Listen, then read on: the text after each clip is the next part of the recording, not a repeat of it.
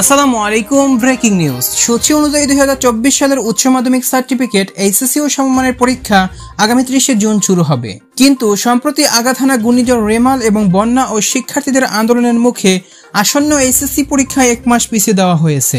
ঢাকা শিক্ষা বোর্ডের পরীক্ষা নিয়ন্ত্রকের নাম ব্যবহার করে এমন একটি ভুয়া বিজ্ঞপ্তি সামাজিক যোগাযোগ মাধ্যমে ছড়িয়ে পড়েছে। এক্ষেত্রে ওই ভুয়া বিজ্ঞপ্তিতে কান না দেওয়ার পরামর্শ দিয়েছে ঢাকা শিক্ষা বোর্ড। ঢাকা শিক্ষা বোর্ডের পরীক্ষা নিয়ন্ত্রক প্রফেসর আবুল বাশার বলেন, এ ধরনের কোনো সিদ্ধান্ত হয়নি। পরীক্ষা সংক্রান্ত যে কোনো বিজ্ঞপ্তি বোর্ডের ওয়েবসাইটে দেওয়া হয়, তাই এসব ভুয়া বিজ্ঞপ্তিতে কান না দেওয়ার পরামর্শ দেন তিনি। আর শিক্ষা মন্ত্রণালয়ের জনসংযোগ কর্মকর্তা মোহাম্মদ আবুল খায়ের বলেন, তথ্যটি সঠিক নয়। আগের রুটিন অনুযায়ী এইচএসসি 2024 পরীক্ষা অনুষ্ঠিত হবে। পরীক্ষা পেছানোর বিষয়ে কোনো সিদ্ধান্ত হয়নি। যে বিজ্ঞপ্তি ছড়িয়েছে সেটি ভুয়া। এক্ষেত্রে তোমাদের পরীক্ষার সঠিক সময় 30 জুন থেকে শুরু হচ্ছে, আর মাত্র কিছুদিন বাকি পরীক্ষার।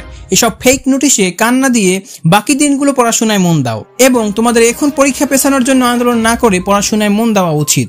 তোমার কি মনে হয় এসব আন্দোলন করে এখন কোনো লাভ হবে? কারণ 2023 সালের এইচএসসি ব্যাচের পরীক্ষার্থীরা অনেক আন্দোলন ও মানববন্ধন করেছিল, কিন্তু কোনো লাভ হয়নি। যদিও তাদের আইসিটিতে কিছুটা মার্ক কমিয়ে দিছিল, কিন্তু তোমাদের ক্ষেত্রে তাও হচ্ছে না। তাই বাকি দিনগুলো আন্দোলন ও ফেক নোটিশে সময় ব্যয় না করে পড়াশোনা করা উচিত। আর না হয় 2023 ব্যাচের আন্দোলনকারী পরীক্ষার্থীদের মতো ফলাফল ও পরীক্ষার হলে আফসোস করতে হবে।